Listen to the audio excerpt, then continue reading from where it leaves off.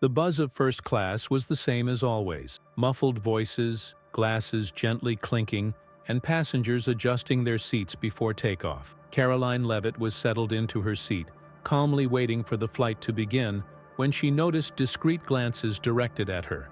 It wasn't unusual. As one of the young, influential voices in the conservative movement in the United States, she had grown accustomed to attention, whether from admirers or fierce critics. However, that night, something felt different. As the flight attendants finished the safety procedures, a passenger sitting 2 rows ahead began to whisper to the person next to him. His fixed gaze on Karoline made it clear that he had recognized her. His expression was not one of admiration, but of suppressed irritation.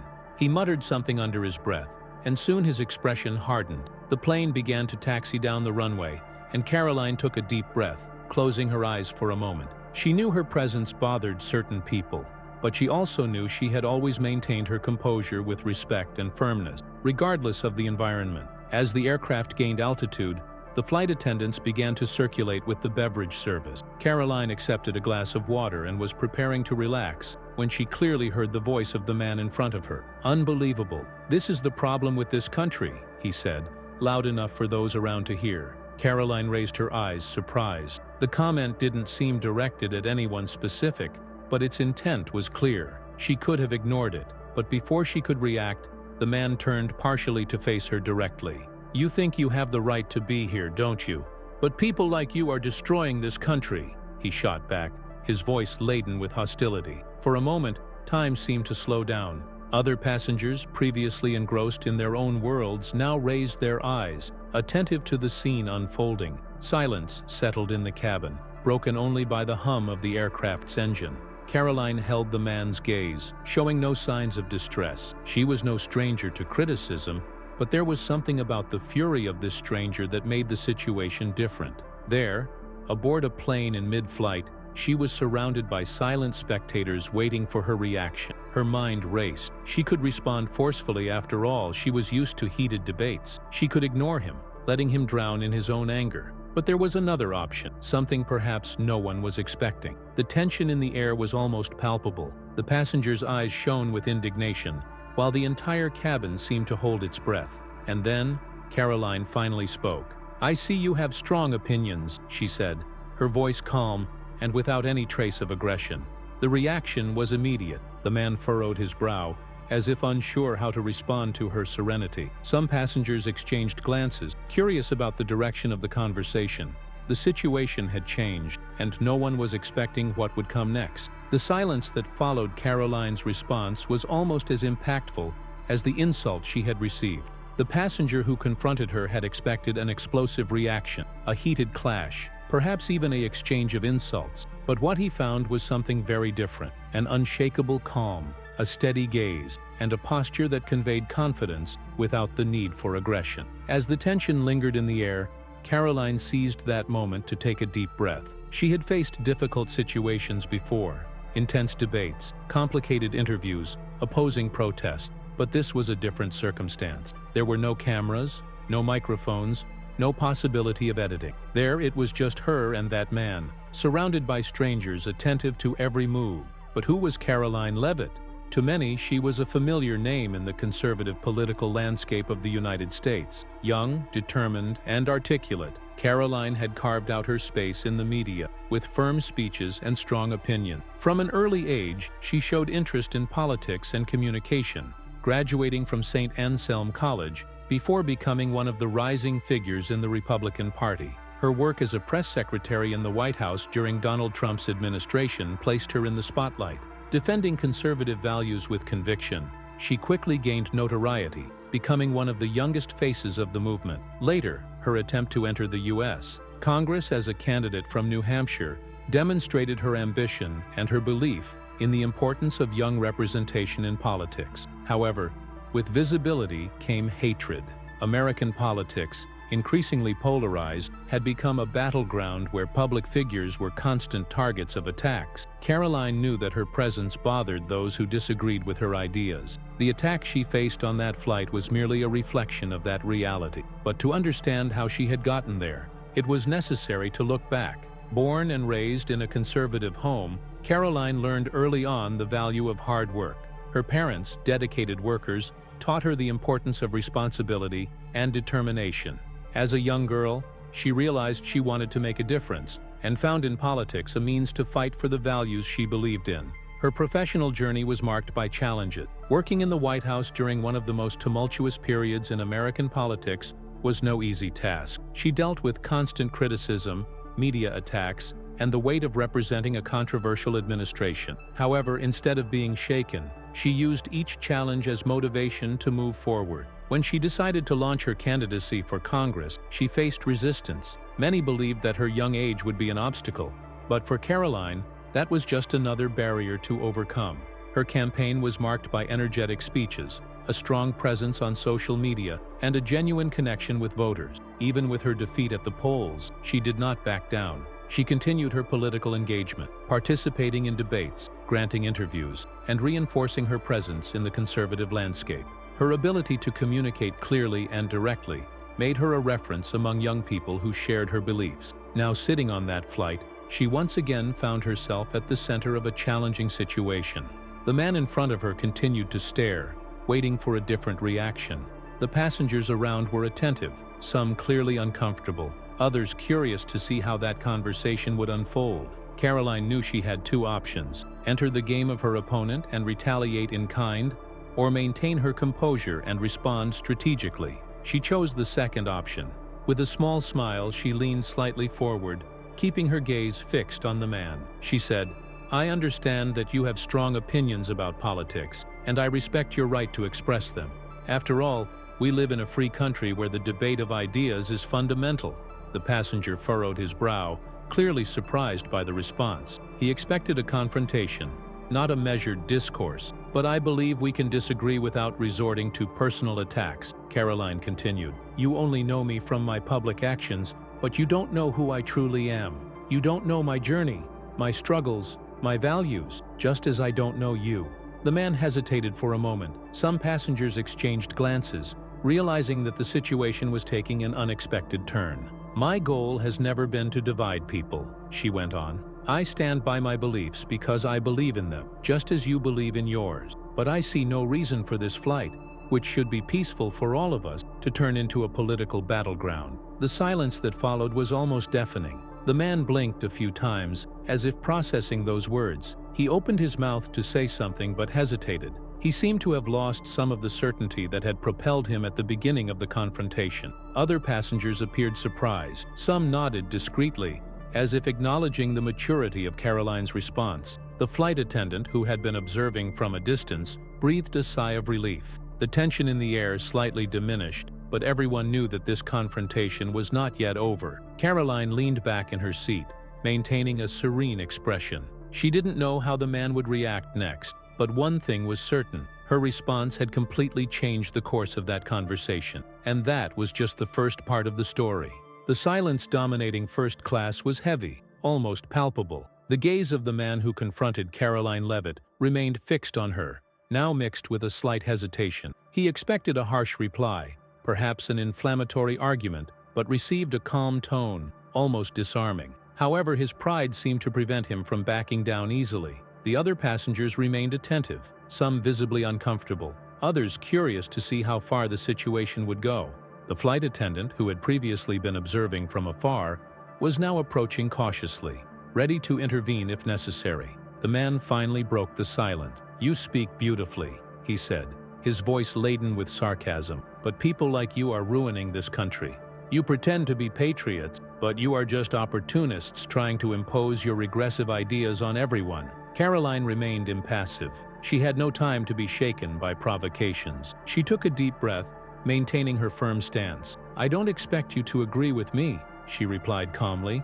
"What I hope is that we can at least respect each other's right to have different opinions." The man let out a dry laugh, crossing his arms. "Respect? You talk about respect, but you only want silence from those who think differently," he shot back, raising his voice a bit more. "I won't stay quiet while I see this country being taken over by extremists like you." Some heads turned on the flight.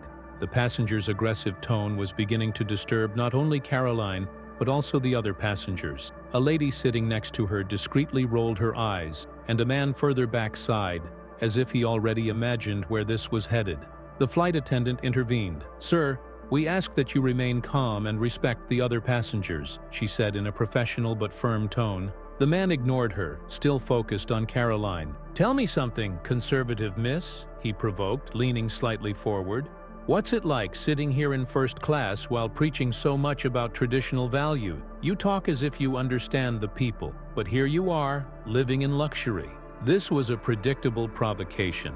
Karoline had heard this kind of argument before. Some people believed that to defend conservative values, one had to live in absolute poverty. But she knew that success was not something to be condemned, and more importantly, she knew she owed no explanations to a stranger who did not want to dialogue, but to attack. She looked him in the eyes, and without getting upset, replied, "I worked hard to get where I am. If being here bothers you, perhaps the issue isn't what I represent, but how you feel about your own success." There was a brief moment of silence. The response took the man by surprise. His expression changed from provocation to something between irritation and discomfort.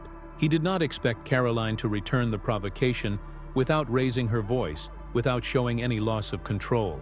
That was when he lost his filter. "Ah, of course, the spoiled little girl who thinks she's important because she worked for an incompetent president," he shot back, now in a tone loud enough for everyone in the cabin to hear. "You're just another opportunist taking advantage of your moment." This time, the impact was greater.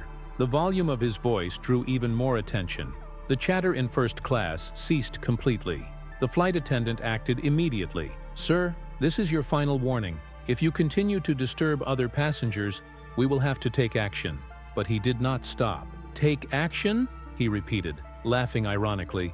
"I am just exercising my freedom of speech. Or is it that now conservatives don't like that anymore?" Karoline realized that this man did not want a debate, did not want an exchange of ideas. He wanted a spectacle, and she refused to be part of it. She looked around and noticed that many passengers were uncomfortable, but no one spoke up. Some seemed afraid to get involved, while others just wanted the flight to continue without further conflict. She then made a decision. With a discreet smile, she stood up from her seat and walked slowly to the flight attendant. Her movements were calm, unhurried, as if she were not at all shaken by what was happening. "It's all right," she said to the flight attendant, who was still trying to control the situation. "I believe he has said everything he wanted to say." She turned to the passenger, and instead of confronting him directly, did something unexpected. She looked around, observing the other passengers. "Does anyone else here want to speak up?" she asked, her voice projecting clearly in the cabin. The man was momentarily confused. He expected her to defend herself, to engage in a back and forth of accusation, to try to rebut him. But instead, she threw the situation back to the group. The passengers looked at each other. There was a moment of hesitation, but then a man sitting a few rows back cleared his throat and said, "I just wanted to travel in peace." Other passengers nodded. The woman sitting next to the provoking man sighed, clearly embarrassed. "You overdid it," she murmured to him, but her voice was audible enough for Karoline to hear. The change in tone was almost immediate. The man, who had previously seemed full of confidence, now found himself isolated. He looked around, noticed the disapproving glances, and huffed, crossing his arms. Karoline said nothing more. She simply sat back down, a slight smile on her face. The confrontation had not been won with shouting or arguments, but rather with emotional control and strategy. The flight attendant, noticing that the man was now more contained, gave one last warning glance before returning to her duties. But Karoline knew that this was not over yet. The issue now was not just that flight. It was what would come afterward. And what she did not know was that someone had recorded the entire scene, and that, in a few hours, that confrontation would become one of the most talked about topics in the United States. The silence in the first-class cabin seemed more intense than the noise of the aircraft's engine. The tension hung in the air, and the discreet glances of the passengers remained focused on Karoline Leavitt and the man who had confronted her. The atmosphere was one of expectation, as if everyone were waiting to see what would happen next. She didn't need to look around to know that the discussion had already caught the attention of almost everyone on board. She knew that, in modern times, a situation like that would hardly go unnoticed, and she was right. A few seats away, a young man with discreet glasses held his phone at a subtle angle, recording everything. At least 3 other people were doing the same. In a world where social media turned any moment into news, it wouldn't be long before that episode exceeded the boundaries of that flight. However, at that moment, the only thing that mattered was the tension hanging between Karoline and the man in front of her. He continued to glare at her with contained anger, but now there was something more in his gaze: frustration. Karoline did not react as he expected. He wanted her to lose control, to engage in a direct clash. But she remained calm, responded firmly, and, more than that, turned the situation around by exposing him in front of the other passengers. This unsettled him. "Ah, I see. You think you've won, don't you?" he said, crossing his arms and letting out an ironic laugh. "You think your artificial calm makes you superior?" Karoline leaned slightly forward, maintaining a steady gaze. "It's not about winning or losing," she replied calmly. "It's about respect." The man huffed, shaking his head. "You and your arrogance disguised as civility. You talk about respect, but you just want people to stay silent when they disagree with you."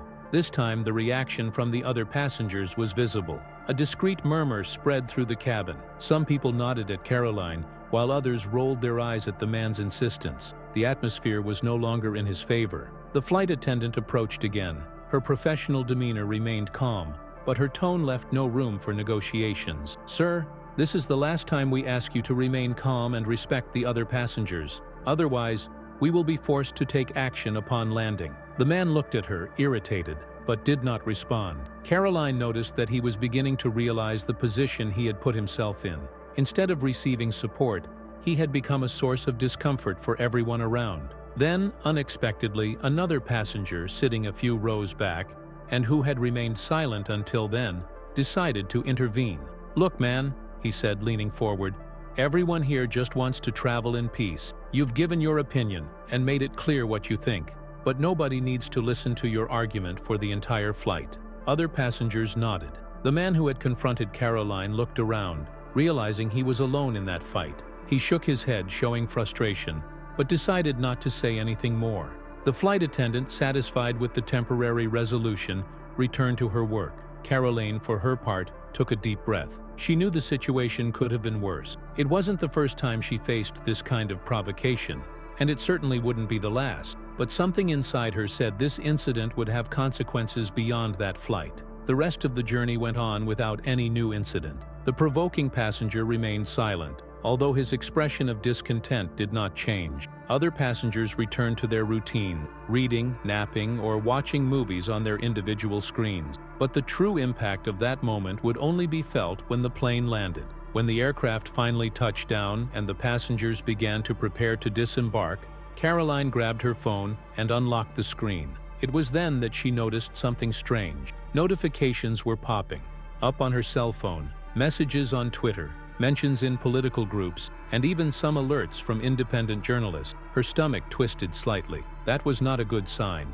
Upon opening Twitter, her suspicion was confirmed. The hashtag #Karoline Leavitt was already among the most talked about topic. She quickly scrolled through the screen, reading the first post. Videos of the incident were circulating, with sensationalist headlines. Some praised her for how she handled the provocation. Others distorted the facts, suggesting she had been complicit or even aggressive in her response. "That was quick," she murmured to herself. Next to her, a man who was also disembarking glanced at her phone and recognized what was happening. "Did you see?" he asked, discreetly pointing to her cell. "You're already going viral." Karoline nodded but said nothing. She knew she needed to act fast. She stepped away from the group of passengers and made a quick call. "We're monitoring," said the voice on the other end, a communications advisor. "The videos are already spreading. Some political profiles are trying to manipulate the narrative." Karoline sighed. "Okay, I'll prepare a statement, but I need to understand the best approach before I speak out." She knew that any wrong word could be used against her. As she walked through the airport, she noticed some people starting to point at her. Some friendly smiles, others judgmental looks. The flight incident was now a public matter, and that meant that, no matter how much she just wanted to continue her trip, she would have to deal with the consequences of what had happened. Across the airport, the passenger who had insulted her was trying to walk quickly away, hunching under the hood of his sweatshirt. He realized that some people recognized him. His face was in the videos too. And at that moment, he finally understood that his attempt to humiliate Karoline in public had backfired on him.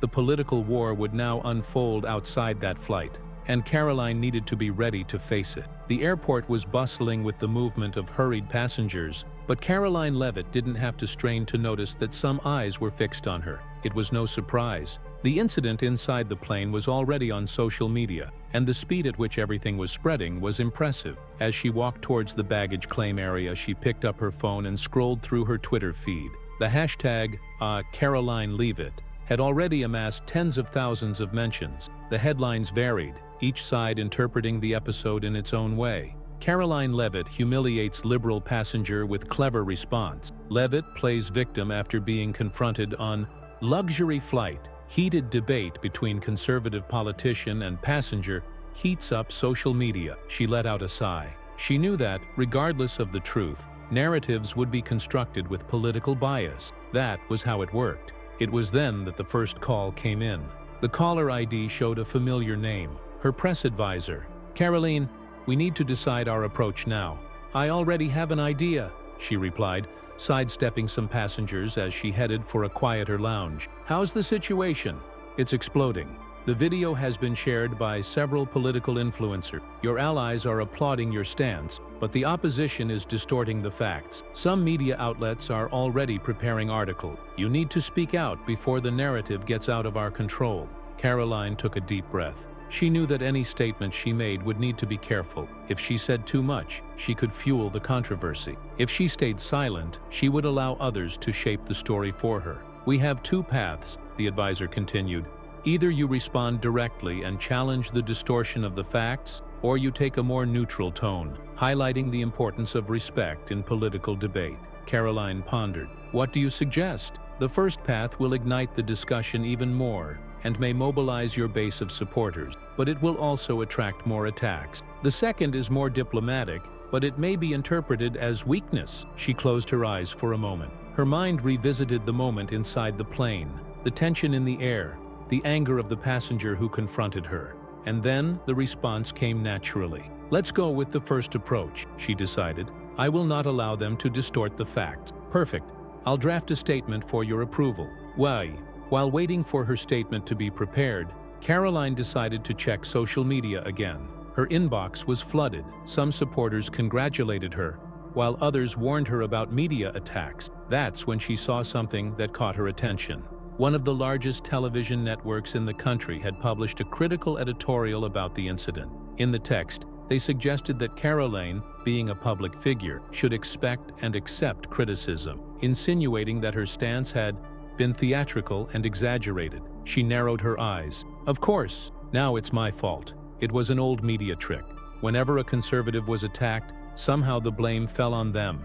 The aggressor became the victim, and the victim became guilty." But she would not stay silent. Minutes later, her advisor sent the final draft of the statement. Karoline read it carefully. "Respect for political debate is fundamental to any free society. On the flight in question, I was confronted in a hostile manner solely because of my political position, something that has become a common practice against conservatives in public spaces. I remained calm and responded with respect. But, as always happens, the narrative is being distorted by those who refuse to admit that extremism does not come from just one side. This is not the first time we have seen a conservative attacked simply for existing. My response is clear. I will not be intimidated, I will not back down, and I will always defend the right to express my opinions without fear." It was strong, but not exaggerated. Karoline knew that this stance would further divide opinions, but she preferred to be firm rather than become a passive victim of the media. She clicked publish. The effect was immediate. Karoline's tweet went viral,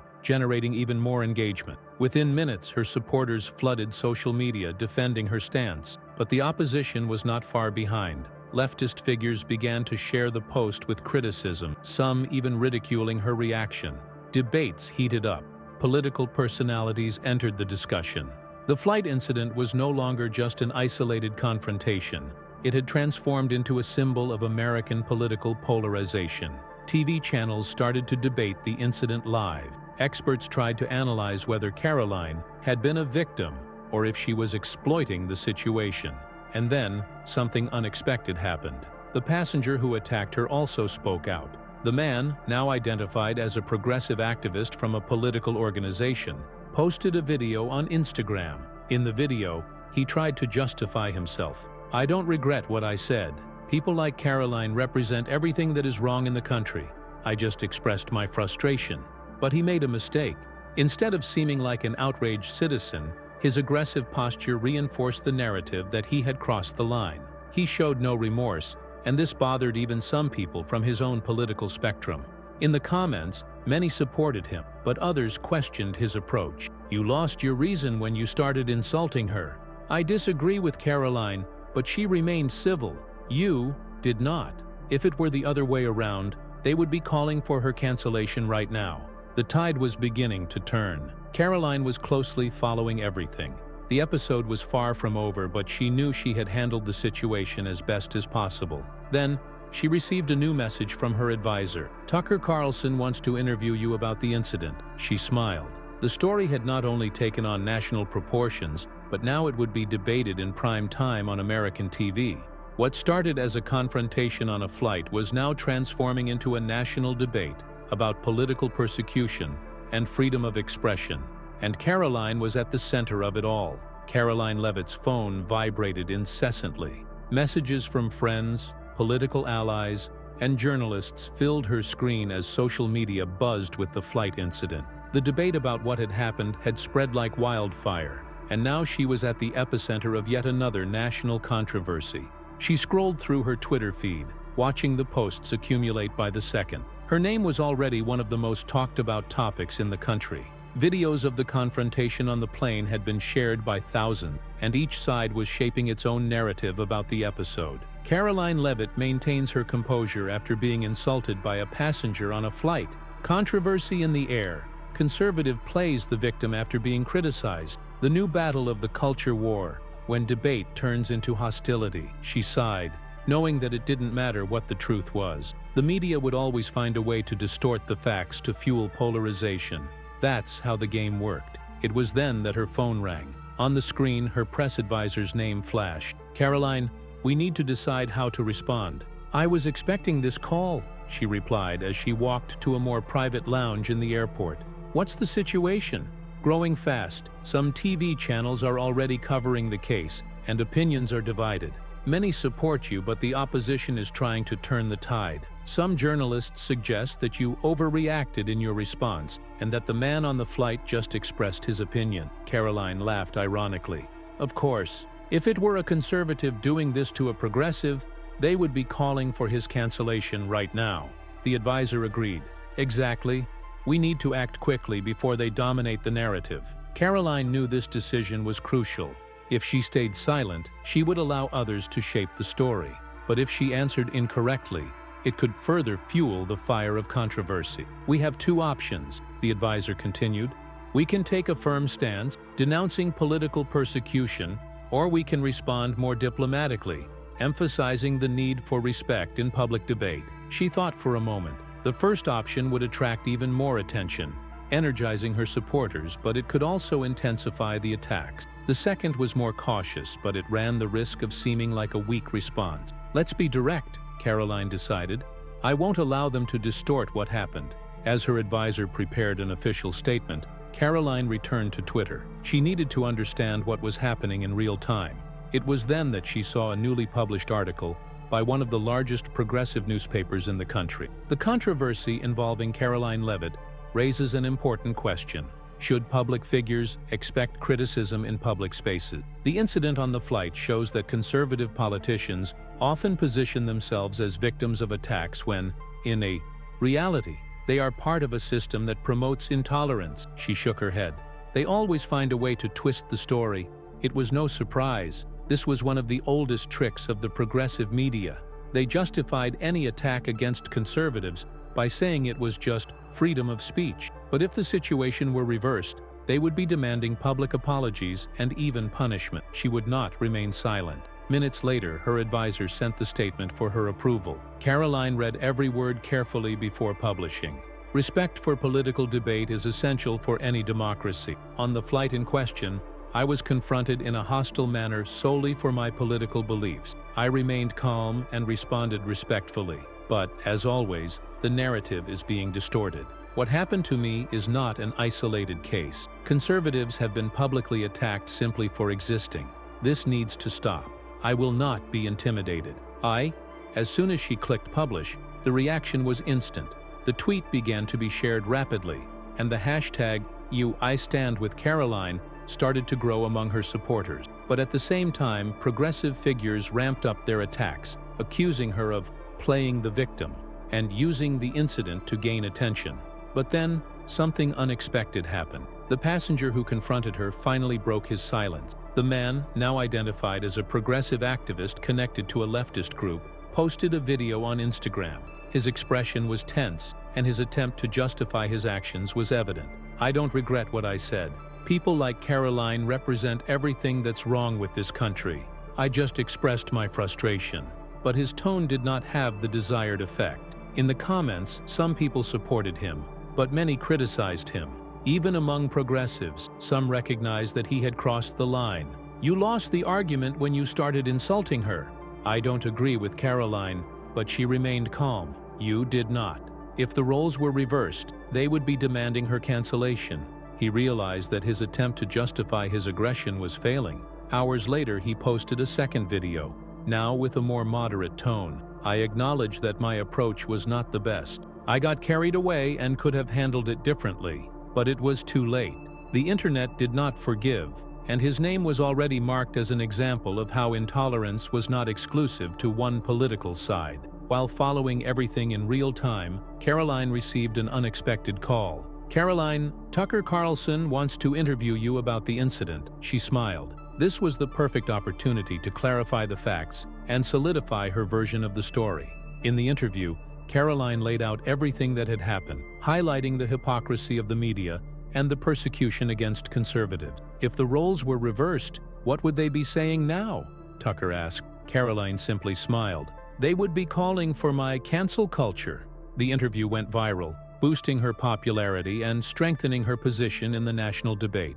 Days later, a new poll was released. Karoline's popularity among conservatives had skyrocketed. She was now seen as one of the rising figures on the American right, a symbol of resistance against progressive attacks. Upon seeing the results, her advisor called, excited. This episode has strengthened you, Karoline. Your name is being considered for larger political events. She smiled. So, in the end, that passenger did me a favor. The incident on the flight could have been just an isolated confrontation, but instead, it became a landmark in the cultural war dividing the United States. And Karoline had emerged victorious. The repercussions of the incident continued to spread. Karoline Leavitt's interview with Tucker Carlson became one of the most watched moments of the week. And the debates about what happened on the flight were far from over. Politicians, commentators, and digital influencers continued to use the episode as an example of the growing political polarization in the United States. For Karoline, this was not just a personal issue. What happened on that flight was a reflection of a much larger problem: the constant attack on conservatives in public spaces, the distortion of narratives by the mainstream media, and the hypocrisy of those who preached tolerance but did not accept dissenting opinion. She knew she needed to turn this episode into something even bigger. The next morning, Karoline was in her private office, reviewing some notes. Her phone rang, and upon answering, she heard the enthusiastic voice of her communications advisor. Karoline, we have an incredible opportunity. Some organizers of a conservative event want you to be the keynote speaker at the upcoming conference. She raised an eyebrow. Conference? What's the topic? Freedom of speech and political persecution against conservatives. You will be the main voice in this debate. Karoline smiled. This could be a big step, without a doubt. Your name is on the rise. We need to use this moment to our advantage. She pondered for a few moments. She knew that this conference could amplify her message to thousands of people, but it would also attract more attention from the progressive media, which would try to find any loophole to attack her again. But Karoline was not the type to back down from challenges. Accept the invitation, she said firmly. Let's take this discussion to as many people as possible. In the following days, the mobilization for the event began. Thousands of people confirmed their attendance, and the expectation was that her speech would be one of the most awaited moments. Meanwhile, social media continued to react to the flight incident. Karoline's supporters used the hashtag #YourRespectForAll. encouraging the debate on freedom of speech without personal attacks. On the other hand, critics tried to maintain the narrative that she was exaggerating the situation for self-promotion. She knew this was the game of politics, but instead of backing down, she decided to use this attention to reinforce her message. In a Twitter post, she wrote, "What happened to me on the flight is not an isolated case. Every day, conservatives face attacks simply for standing up for their beliefs. It's time to say, enough. Respect and freedom of speech should apply to everyone, not just one side." The post went viral.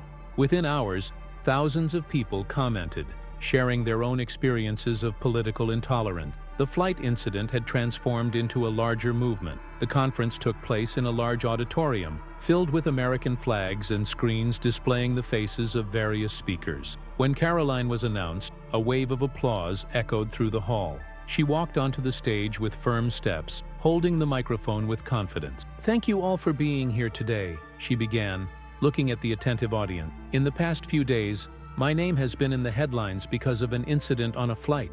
But what happened there is not just about me, it's about all of us." The auditorium fell silent, absorbing every word. "We live in a time when expressing conservative opinions has become a risk. If we dare to speak, we are attacked. If we dare to disagree, we are cancelled. This is not freedom. This is not democracy." The audience erupted in applause. Karoline continued, "But here's the problem.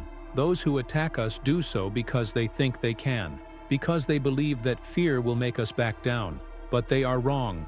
I will not back down. We will not back down." The crowd applauded even louder, some standing up to show their support. "I am not asking for privileges for conservatives. I am asking for what should be guaranteed to everyone: respect and freedom to debate without fear." What happened on the flight showed how certain people feel comfortable insulting us but refuse to listen to our arguments. This needs to end. The emotion in her voice was evident. She knew that every word there had a real impact. She knew that many of those people had been through similar situations and were there because they wanted to see a change. If we allow them to continue intimidating us, we will lose not only our voice, but also our country.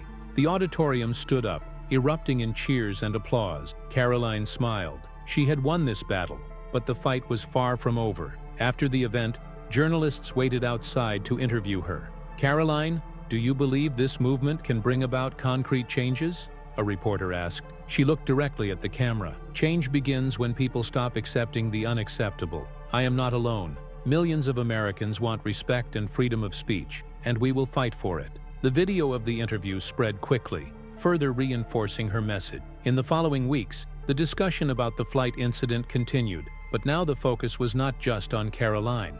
The episode had become a symbol of the political intolerance that dominated the country. The passenger who confronted her on the flight avoided further statement, realizing that the more he spoke, the worse his situation became. His image was associated with an aggressive and intolerant stance, something that even his political allies tried to downplay. Karoline, for her part, continued her journey, now stronger than ever. Her name began to be mentioned as one of the most promising figures in American conservatism, and invitations for new speeches and interviews kept coming. The flight incident, which started as a simple verbal attack, ended up strengthening her position and consolidating her political influence. But above all, it left a clear message. Freedom of speech is not a privilege of one group. It is a right for all, and Karoline Leavitt was willing to fight for it to the end. And now I want to know, what do you think about this story? Do you believe we are living in a time when freedom of speech is at risk? What would you do if you were in Karoline's shoes? Leave your comment below. Your opinion is very important and we want to know what you think. And more. If you believe this kind of situation needs to be discussed, share this video. Show it to your friends, your family, spread this message. The more people who know what is happening, the greater the impact. And before you leave, don't forget to give your like to support this content and subscribe to the channel. Turn on the notification bell so you don't miss any updates and stay up to date with the most important topic. Your voice makes a difference. Let's go together on this.